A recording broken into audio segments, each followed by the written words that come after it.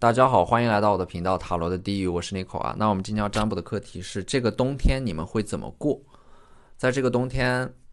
有什么对你们有利的事情会发生啊？你们需要知道的指引是什么？那在我们面前呢有3组牌，从左到右分别是第一组牌、第2组牌、第3组牌。大家可以根据自己的直觉选择和你们连接最紧密的一组牌。稍后的话我会做出一个解读。那么大家在选牌的过程当中啊，可以在弹幕上打出领取好运，来领取你们的专属好运。好，那我们现在可以开始选牌了。大家好，欢迎来到第一组牌。首先第一组牌我们抽到的这张星币4，这张牌给我的感觉就是这个冬天你们要把自己保护好，抵御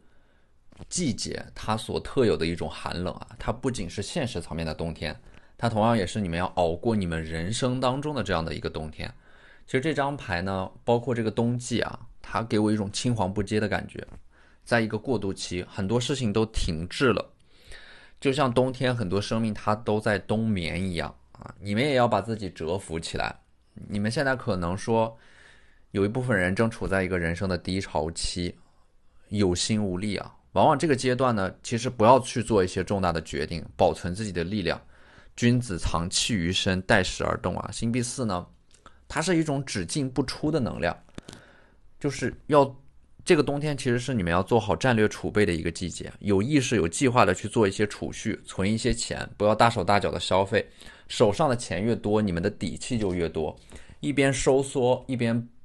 保留体力啊，一边向外界流动，探索，不断的往复循环，等待着风口的出现，等待着春天的来临。所以说今年冬天一旦你们这个打好基础，做好准备以后，一些机会它会应运而生啊。这取决于你们有多少底气和资本去抓住这些机会啊。这张牌就告诉你们，保留你们的体力啊，吃好睡好，管好你们手上的钱，不要随意的去理财。只要你们能够做到这几点，你们就已经超越了90%的人了。等到春暖花开的时候再去行动，往往事半功倍。就是这个冬天的话呢，你们从这张星币4也能够感受得到啊，就是不要轻易的去借钱，不要轻易的去大额的支出和消费啊，把钱都存起来，这样你们才有安全感。这种安全感才是你们能够在原有基础之上进一步发展和突破的一个保证和基石。第2张牌呢是逆位的宝剑9啊，我觉得抽到这张牌呢，你们内心当中应该是有一个让你们感到非常焦虑的事情，尤其是到了晚上的时候，你们的情绪是非常不稳定的。逆位的宝剑9其实它给我一种被卡住的感觉，就是心里边好像有一块大石头没有落地，有一件事情迟迟没有得到解决，让你们坐立难安。而且呢，逆位的宝剑9啊，我觉得这张牌呢，就是令你们感到焦虑的这件事情啊，它能否得到解决？其实在当下来看啊，是有一点超出你们自身的能力的，就不是说你们努力这件事情它就可以解决。你们自己也清楚，你们的担心和焦虑并不能够推进这件事情的解决。所以宝剑9的逆位呢，我觉得你们现在有一点钻牛角尖了。这个你们可能钻到一件事情里边，就是会导致你们忽略掉生活当中其他一些值得你们关注的人和事。所以我觉得你们现在要把自己从这个执念里边抽离出来啊。逆位的宝剑9啊，你们满脑子都想着这件事情，你们越是关注它，它越难以得到解决。很多事情的发展它都是有其内在的逻辑的，它需要时间来推进。所以说你们要强迫自己把一些事情放一放啊，看看时间怎么说，看看时间会给到你们一个怎样的答案。所以说这张当然就是说这不是在安慰你们啊，也不是说就是让你们去逃避啊，就是有些事情呢，你必须要把它放在一边啊，你必须要尊重他们。有一些事情问题啊，它本身有客观发展的规律，你必须要尊重它。有些事情它就是需要时间才能够慢慢的得到解决的。随着你们自己的成长，随着外部大环境的改善啊，有一些问题它就是可以迎刃而解的。那么这个星币侍卫呢，我觉得它是这组牌里边啊，有一点久旱逢甘露的感觉，就是东边不亮西边亮。因为逆位的宝剑9，现在你们焦虑的那件事情得不到解决，但是呢，在另外的一件事情上，你们可能会得到一个好消息啊。有一点像是什么呢？有一点像是，比如说情场失意，那么就职场得意；或者说职场失意，那么就情场得意。它有一种无心插柳柳成荫的意外之喜，就是命运让你们失去什么，它会以一种巧妙的方式让你们在另一个层面上又得到一些东西，然后最后会回归到平衡。而且呢，手上的这颗星币啊，可能是会和一笔钱有关，就是在今年冬天会得到一大笔钱，一个转账，或者说一笔退款等等之类的。也有可能是你们无意当中听到的某个消息啊，它在里边有着一些商机啊，会因为这个消息财运得到改善。还有一个可能呢，就是手里捧着星币的这个人啊，应该说你们在冬天有可能是会得到一个人的表白的。身边有人可能是暗恋着你们，默默关注着你们的，但是你们没有意识到，他可能会选在一个很特殊的日子里边，向你们表达他的一些心意和想法。第4张牌女祭司啊，女祭司她其实就是刻意的和这个世界在保持着一种疏离感，她像是一种待机状态，就降低自己的能耗。因为你们整个人感觉到很疲惫啊，其实你们是有着很多的这种精神内耗，很多事情你们要快速的得到一个结果，往往就会欲速则不达。所以说女祭司这张牌呢，这种待机状态是什么意思呢？就是以一种低意志力的方式去生活。举个例子啊，就是女祭司呢，就是在告诉你们，能不管的事儿就不管，不要的就是能不要的东西就把它扔掉，不强求，不苛责，不去和别人比较，不患得患失。女祭司她其实是有一点把自己屏蔽起来，就是活在自己的世界里边啊，就是这组牌冬天嘛，它其实就是一个收缩的季节，活在自己的世界里边，屏蔽掉一些东西，屏蔽掉一些人。屏蔽力其实是一个人非常非常重要的能力，任何消耗你们的人和事，多看一眼都是你们自己的不对。所以女祭司的话，我觉得你们就是它其实是一种很理智的状态，主动的学着不去在乎啊，世间的一切纷纷扰扰都和你们没有关系。你们要做的就是找到当下最重要的事情，找到当下你们最爱的人，去做那些最重要的事情，爱最重要的人，仅此而已，就足够了。你们只关注自己的感受，只关注当下发生的一切。所以说我觉得这个冬天你们是能够收获到一个更好的自己的啊，本质上是因为你们能够更好的控制自己不去多管闲事，不去攀比，不去斤斤计较，不钻牛角尖，用一种最低能耗的方式去生活，让自己活得越来越简单。那么这个权杖国王啊，你们在今年冬天会遇到一个很权威的人啊，他手持权杖，他拥有某种权利，他在某个领域当中是很权威的，你们会和他有一些对话和交流，或者说你们可能就是他会和你们有一个合作、资源交换啊、资源整合的这么一个过程啊。权杖国王他其实是很有力量感的一种象征，就是今年冬天有一个人，他是能够让你们仰望的，让你们有点崇拜的，能够把他当成是一个榜样的这么一个人，他就像一个这种idol一样，能够在前面引领着你们，给到你们一些精神层面的力量。我觉得抽到这组牌，你们的性格啊，其实是需要有一个人带着你们往前走的，并不是说你们没有独立思考的能力，而是说你们其实很需要一个方向。当你们确立了一个方向以后，你们才能够释放自己的行动力。我觉得女祭司的话呢，你们应该说心里边，你们事情是想得很明白的，但是往往就是你们道理都明白，道理都懂，但是就是需要有一个人，就像权杖国王这么一个人啊，他们在你们的身后能推你们一把，你们才能够坚定的往那个方向走去啊。所以说权杖国王它的作用和角色啊，它就相当于是一个行动的催化剂，能够让你们坚定自己内心当中的某个想法。逆位的宝剑八，今年冬天你们可以期待的是，终于有一个机会能够解开你们身上的枷锁了。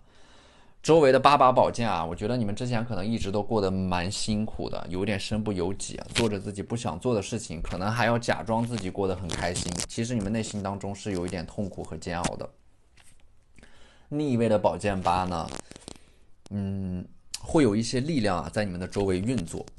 有一些人会出现啊，比如说这个权杖国王，他能够让你们卸下很多的包袱啊，或者说给你们松绑。我觉得宝剑八的逆位啊，你们是很容易胡思乱想，把自己搞得这种精神衰弱的。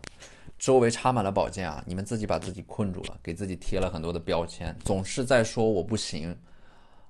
能力不足啊，在一件事情还没有开始之前就否定自己，阻止自己，给自己打退堂鼓。这样的话，你们就会一直被困在某个地方，不断的重蹈覆辙。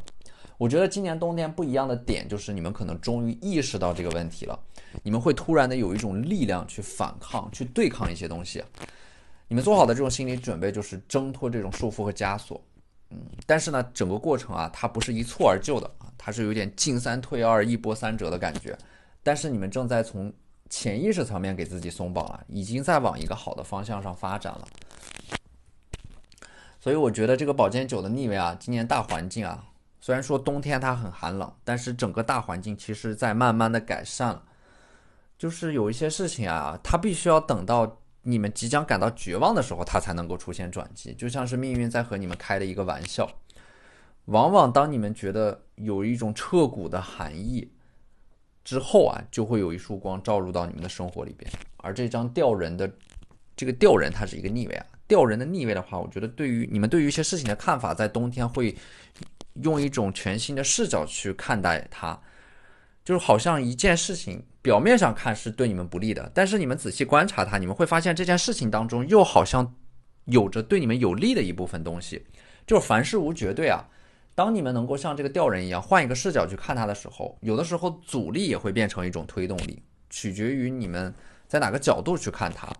所以当你们感觉到迷茫的时候，就把自己抽离出来，用一个更大的视角去看待你们当下的困境啊。这个吊人呢，我觉得冬天你们是会经历一个认知觉醒的过程的。它是一个正位的吊人啊，就说明你们是对自己有这种自我反思的。这个冬天呢，我觉得你们更多的是去思考、去想，而不是行动。就是你们要想明白了，你们才去行动，这样才能够事半功倍。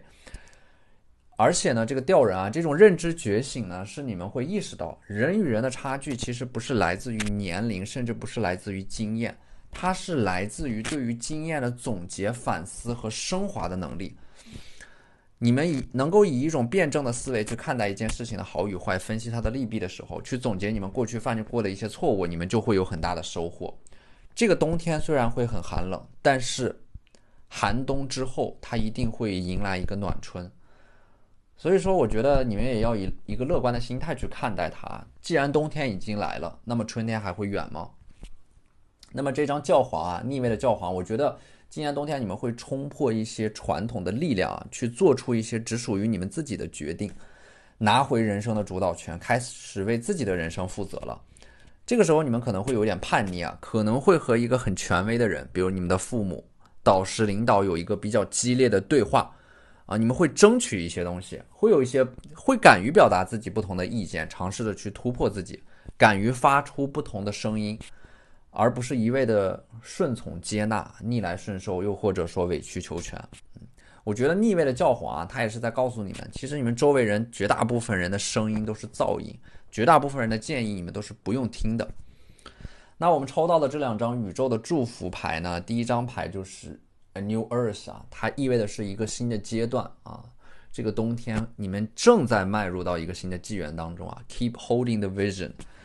一定要志存高远啊，一定不要轻易的退而求其次，一定不要放弃某种希望或者说信仰，一定要去追随它，一定要去追随你们能够得到的那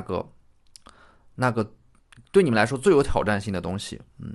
就是一旦当你们降低了对于自己的这种要求和标准，尤其是在理想层面的，你们就很容易会摆烂和堕落。就是心理上一定不要放纵自己啊。然后我们抽到的这张牌 Earth Pausing 啊，这个冬天呢就是 slow down time in nature 啊，慢下来。就是整个冬天它是一个沉淀的积累的阶段啊，它不适合大张旗鼓的去做一些事情。冬天本身就是它生命力是不活跃的，但是呢，这个冬天它是在积蓄力量的，等到春天的时候再行动。冬天就是重整自己，等待正确的时机，尊重事物发展的客观规律啊。我觉得这组牌的特点就是它看起来好像是一滩死水，什么变化都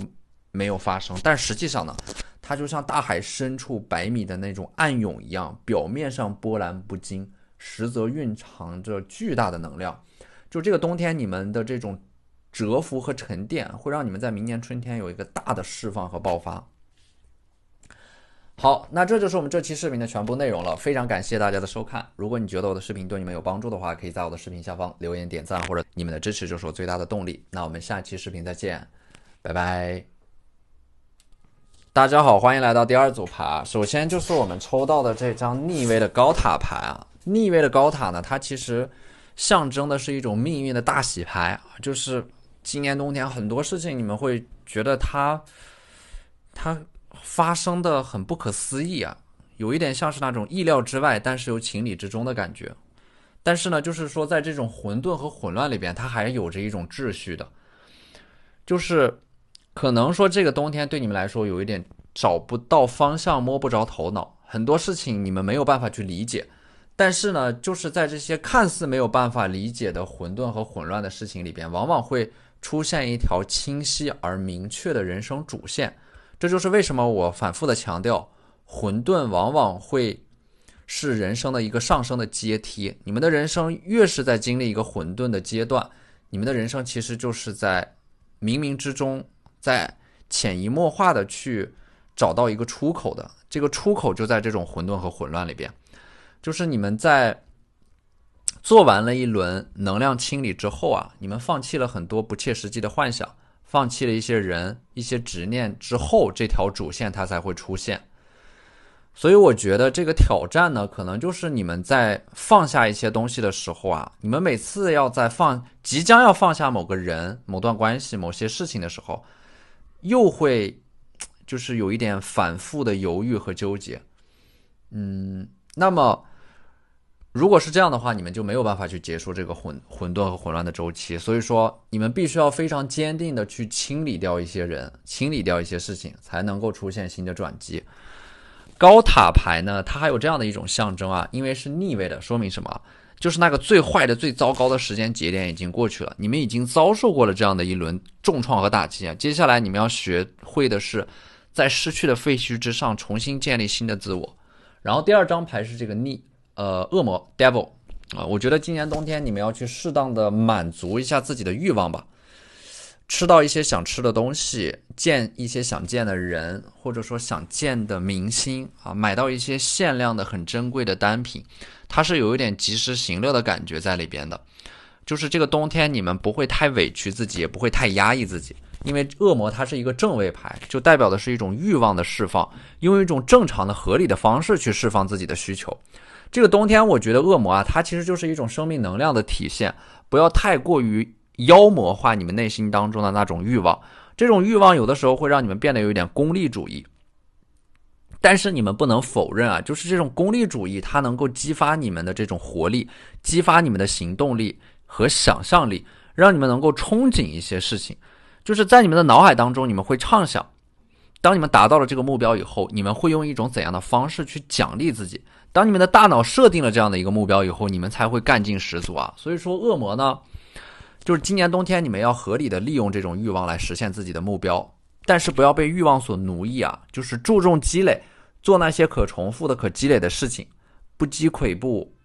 无以至千里啊，水滴石穿的力量。就人生归根结底它就是一瞬间一瞬间的持续的积累。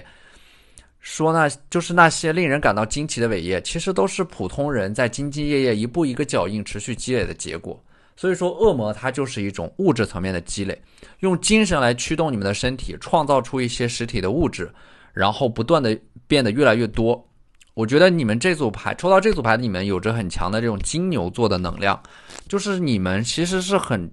注重那种现实层面拥有的物质的。其实并不是说你们对于这种物质有多么的贪婪，而是说这种物质它能够给到你们安全感。你们的安全感越多，你们才越有底气去实现你们想要实现的事情，去过你们想要过的生活。那么第三张牌是宝剑七啊，我觉得今年冬天你们会收到很多的秘密啊，就是有很多人他们会把他们的秘密都告诉你们，你们就像一个树洞一样，会承载很多事情的真相，但是你们又不能把它说出去。或者说你们今年冬天的工作啊，它是会涉及到一些保密的项目，就是你们是一个信息的这种枢纽，你们身上还是蛮沉重的啊，承载很多的东西。这个宝剑七呢，给我的感觉就是可能别人都在蒙在鼓里的时候，因为你得到了很多的秘密啊，所以说只有你们知道这个事情它到底是怎么回事的，但是你们又不能把它说出去，就是别人都是被蒙在鼓里的，但是呢，你们其实早就已经得到了这个事情的真相，有一种看穿一切的感觉。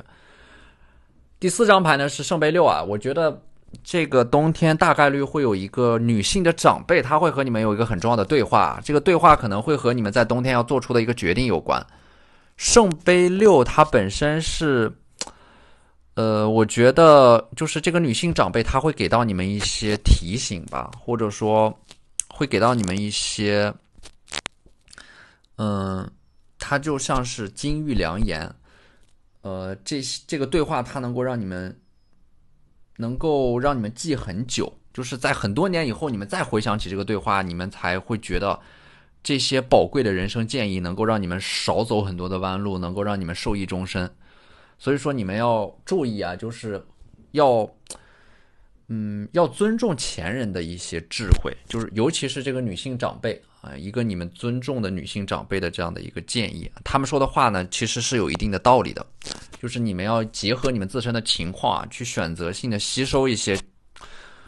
前人的智慧，这样能够帮助你们接下来的路走得更顺利一些。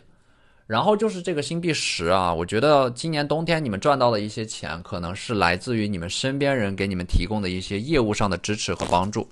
星币10它是靠人脉去变现的，而且这种人脉是你们身边的朋友和亲人，他们可能和你们有着某种业务上的往来交易或者说需求。星币10呢，它是依靠人脉去变现，这个人脉就是你们身边的人啊，朋友亲人，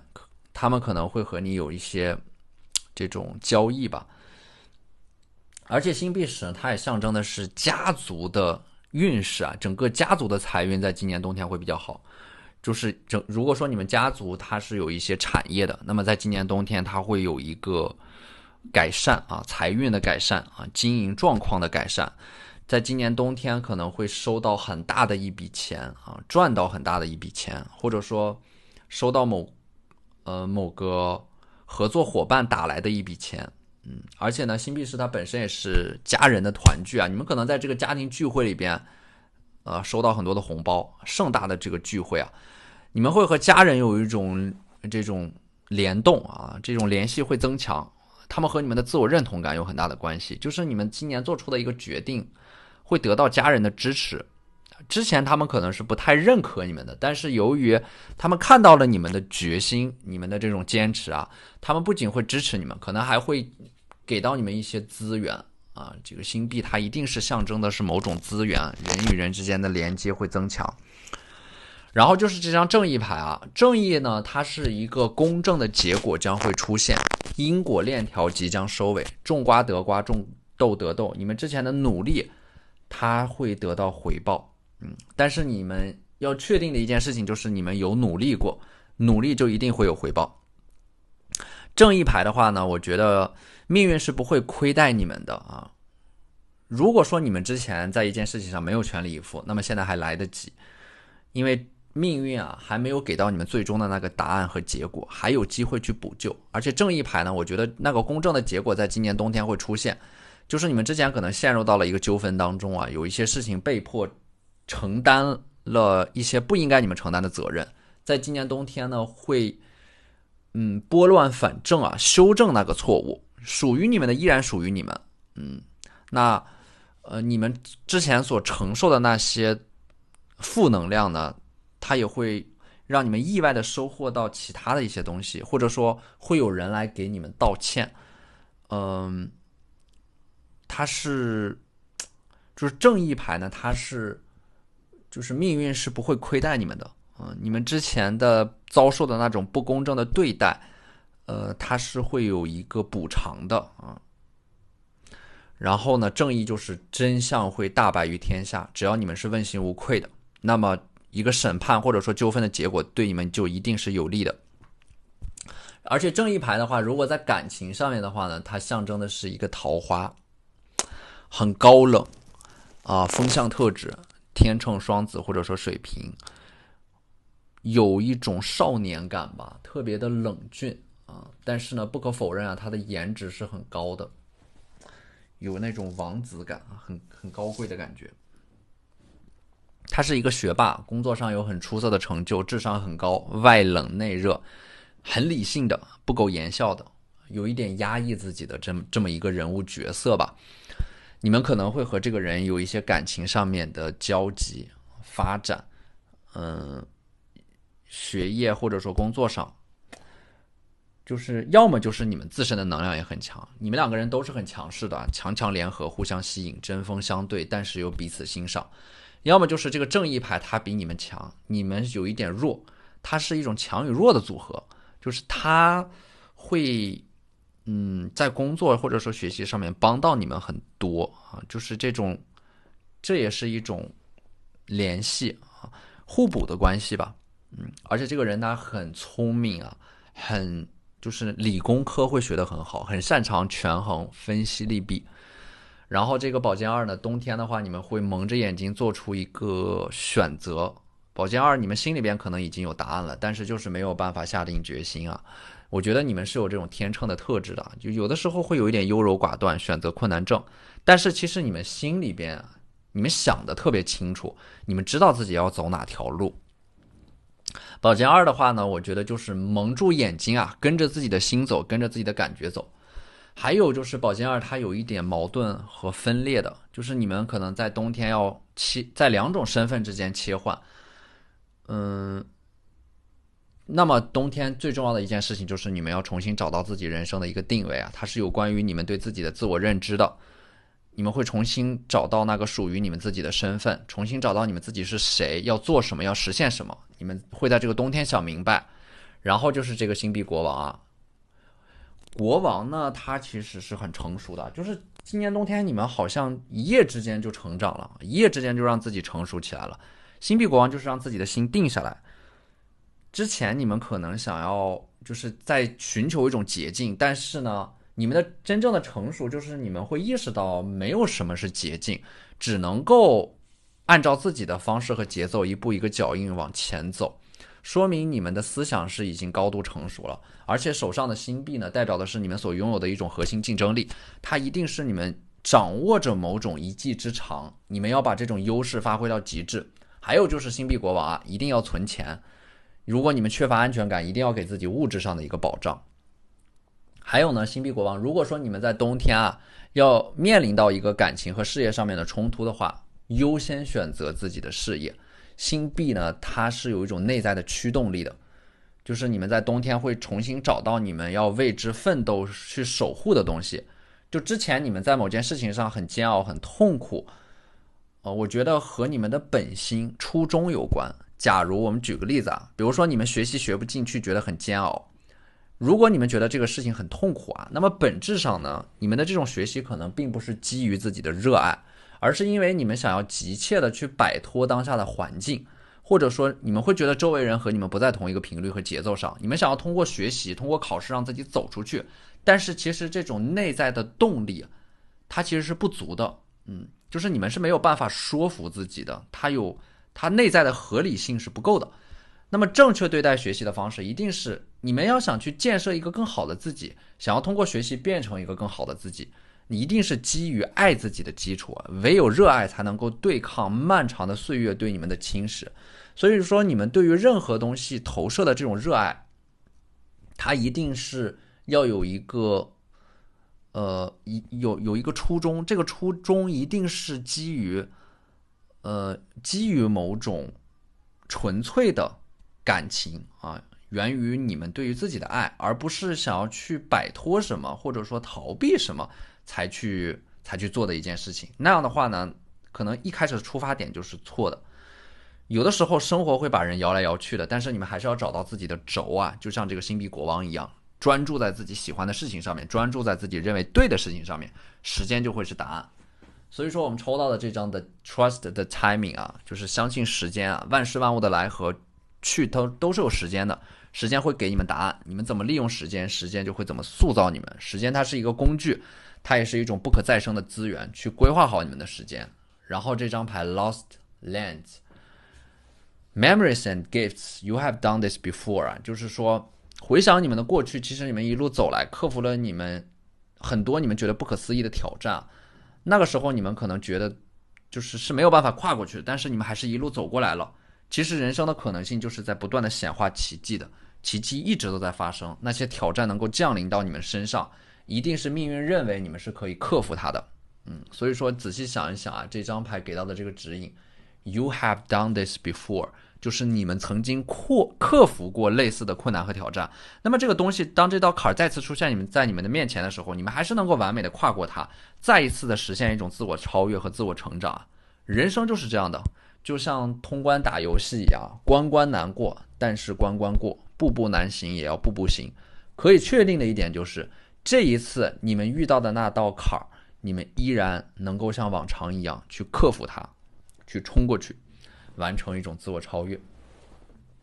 好，那这就是我们这期视频的全部内容了，非常感谢大家的收看。如果你觉得我的视频对你们有帮助的话，可以在我的视频下方留言点赞，或者你们的支持就是我最大的动力。那我们下期视频再见，拜拜。大家好，欢迎来到第三组牌。首先我们抽到的这张逆位的星币六啊，这个冬天我觉得首先它是有一种怎么说呢，不平衡的关系，不平衡的状态会回归到平衡的感觉，它有一点像是那种拨乱反正。之前或者说它还有一种暗示呢，就是你们之前帮助过的人会在这个冬天来助你们一臂之力。逆位的星币六呢，你们之前分享过的一些东西，一些能量，无意当中丢掉的一些东西，失去的一些东西，在这个冬天又会重新回到你们的身边。所以说星币六我觉得它也是你们会主动的去结束一种被消耗的能量状态，比如说结束一段持续消耗你们的关系，或者说有某个人某件事情在持续消耗你们的耐心啊，你们会给自己下一个最后的通牒，会给这件事情或者说一段关系按下一个暂停键。这张牌的大致意思就是因为它是一个逆位，就说明不平等会重新回归到平等。而第二张牌的逆位的星币二，就是它是有关于之前你们可能一直都是在两个不同的地方来回奔波，那么今年冬天这种奔波的生活会结束，会在一个地方或者说职位上稳定下来，你们整个人的情绪波动会逐渐的得到缓解，而且这种情绪逐渐的变得平稳，可能也是和你们做出的一个决定有关。你们会主动的让自己慢下来，有一个很大的目标，但是你们明白啊，在短期之内没有办法快速的实现它。你们之前的这种情绪起伏很大，其实也是因为你们太急切的想要达到某个目的，但是呢，很多事情它就是欲速则不达的。当你们能够主动的放慢自己的脚步，稳定自己的情绪，有一些事情反而是在慢慢的加速的。所以说逆位的星币二，我觉得它也是你们会主动的意识到有一些事情就是给你们造成了很大的精神内耗啊，你们会主动的降低自己的精神内耗。在今年冬天，你们会给自己的人生找到一个出口和方向。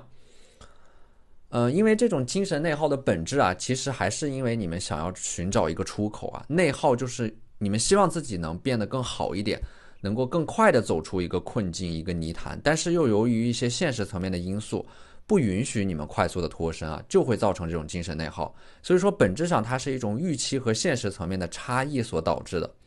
我觉得降低这种精神内耗的方式就是你们意识到了有一些事情在短期内需要一些时间来沉淀来酝酿，你们会更加尊重事情本身的客观发展规律。所以我觉得你们降低精神内耗的方式就是要更加耐心的去等待周围环境的改善，而不是病急乱投医。所以说逆位的星币二啊，我觉得它也是在告诉你们，在今年冬天要多看少动，降低自己的能量消耗，才能够熬过这个寒冬。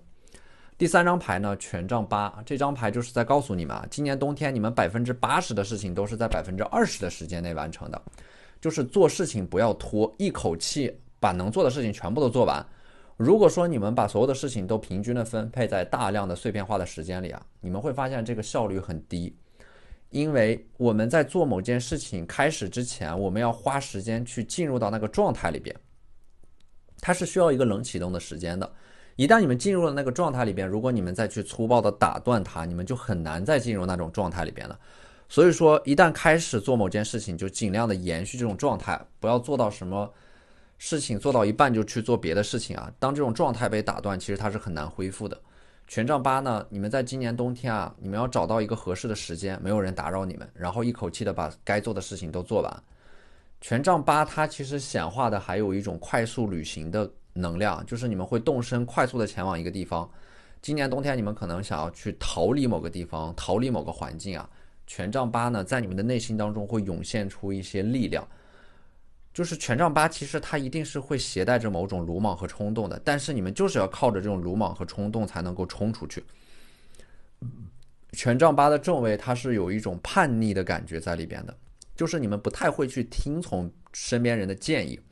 就是身边人他们会给到你建议，但是最终做决定和决策的人还是你们自己，你们最终还是会自己去拿主意。而且呢，这张权杖八，我觉得你们也要注意自己的情绪管理能力啊，很容易发脾气，很容易暴怒。但是呢，权杖八带来的优点就是你们执行力和行动力特别的强啊，敢想敢做。第四张牌的星星牌啊，你们在这个冬天会得到一些很隐蔽的信息、秘密，关于某个人，或者说你们可能会知道有某个人在暗中喜欢你们。星星牌它总有一种隐而未发的感觉，有一些隐而未发的能量，有一些事情啊，在表面之下是暗流涌动的。就是我觉得在今年冬天，我从这张牌看到的是一种隐约的向上走的能量。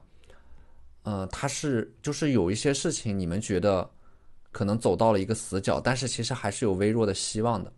若隐若现的会出现一些转机，还不是很明显，但是我觉得你们是能够感觉到啊，有一些事情的发展它正在出现转机。星星牌总给我有一种感觉，就是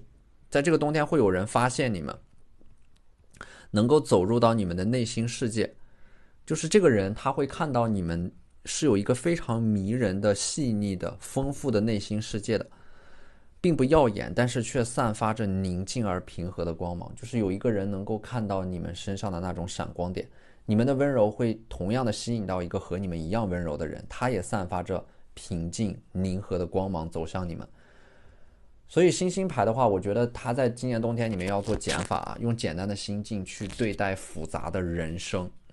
它这张牌的美好就在于它的简单，因为它简单所以美好。那么我们抽到的这张逆位的星币一呢，这张逆位的星币一，它其实代表的是你们今年冬天可能要花一笔钱啊，去彻底的结束一些事情，有一点破财的感觉。但是呢，这种破财不是说不好，而是说你们就是花的这笔钱反而能够主动付出的这个资源，能够让你们加速和推动一些事情的发展。就是我们有一句话叫做破财消灾，就是当你们主动的破财之后，有一些问题它才能够得到解决。别怕花钱啊，有一些问题如果说它能够通过钱来解决或者说加速的话，你们应该毫不犹豫的去完成这笔交易。所以说逆位的星币一，我觉得它也是你们要拥有的一种思维吧，就是利用金钱的这种资源去解决一些实际的问题啊，它是一个工具和杠杆，越善于利用它，你们的手上就会越来越多的拥有它。而这个圣杯一呢，这个冬天你们可能整个人会有点多愁善感啊，会很情绪化，很 emo， 快乐和痛苦都会通过这张圣杯牌放大。而且呢，这个圣杯的话，它其实是有一些恋爱的能量的，就是你们在今年冬天可能会喜欢上一个人，你们会因为这个人的一举一动而感到快乐或者说难过。圣杯的话呢，在今年冬天你们是带着一些滤镜去看待一些事情的，很善于去发现一些事情当中蕴藏着美，你们能够把这种美提取出来，你们是富有创造力的，精神上是富足的，你们能够依靠自己的想象力来满足内心当中的某种欲望和渴求。而且呢，它是会和某个人有关的，这个人他能够激活你们内在的这种多愁善感的情绪特质，让你们拥有一种很温柔的力量。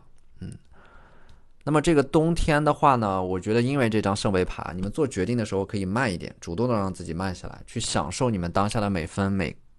每秒每时每刻，要重视表达的力量啊，因为这种表达会让更多的人看到你们。任何行业当中啊，这个圣杯所代表的这种表达，红利和资源都会向表达者倾斜啊。一定要表达你们自己，要把你们自己分享出去啊！这种能量远胜于含而未发的你们。而且呢，这张圣杯国王呢，它也就是这组牌，它其实水象能量是比较强的。这种水象能量就是你们会遇到一个水象特质的桃花，巨蟹、天蝎或者说双鱼啊，他是那种很干净的，有一种邻家男孩的感觉，体态就是那种瘦瘦高高的类型，气质文质彬彬啊，书生气，可能有养宠物，穿搭是那种比较低调的，但是简约而不简单。他们对外给你们的感觉是那种比较休闲的、运动的，喜欢穿一些蓝色的、白色的。就是那种淡色系的衣服，给人一种，就是他们有着一种很精致的生活模式啊，精神和思想上是富足的，读过很多的书，喜欢看电影啊，有一种城市男孩的感觉，而且呢，他们是很擅长表达的，说话不紧不慢，温柔而有力量。就是说，这个冬天你们会遇到这个人啊，你们在看到他之后，他的生活状态也会影响你们，让你们整个人变得慢下来，变得温柔起来。而这张逆位的审判呢，我觉得今年冬天应该是会有一个很大的事情发生的。他现在还处在一个隐而未发的状态里边，这个重大的事情啊，预示着你们人生的十字路口即将出现。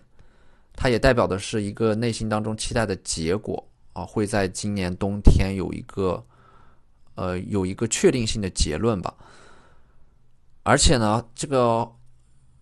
judgment 审判还会今年冬天还会有一个很大的决策。你们这个决策的话呢，虽然说你们最后一定是自己拿主意，但是先不要太着急的去做这个决策，至少要问身边3到5个有相同经验或者说你们认为比较有智慧的人，他们给到你们的建议，再综合自己的思考去做这个决策。逆位的审判呢，它其实还有一种能量，就是说你们要在这个冬天放过自己。你们内心深处其实是在不断的苛责和要求自己的。如果说你们想要得到快乐啊，那就要避免深刻。放过自己的意思就是很多事情不去计较，别太在意得失，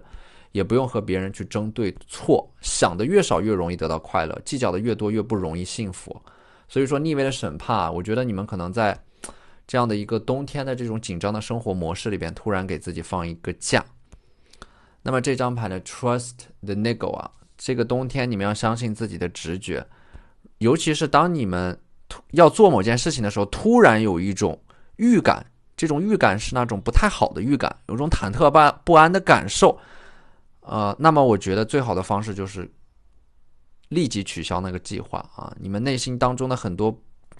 感觉啊，其实它往往都会一一应验啊！不要强迫自己去做一些事情，遵从自己内心当中的声音。如果有什么不好的感受，就立刻让自己停下来，防止一错再错。这个 transformation 呢，对应的是你们今年冬天会有一个极大的转变啊，就是你们会通过命运的这种审判，很多事情在经历了一波三折以后，其实它最终是会有一个好的结果的。审判的逆位就代表的是过程会很波折，但是在起起伏伏当中，你们还是能够找到那种一直能够让你们勇往直前的力量和勇气的。transformation 啊，它也有一种改头换面的感觉啊，就是相当一部分人，你们在今年冬天会执行一个很大的健身方面的计划，到了明年春天，整个人的形体气质都会有一个改善，一部分人会减肥成功，明年春天你们的精气神啊，可能会让你们像换了一个人一样。好，那这就是我们这期视频的全部内容了，非常感谢大家的收看。如果你觉得我的视频对你们有帮助的话，可以在我的视频下方留言点赞，或者你们的支持就是我最大的动力。那我们下期视频再见，拜拜。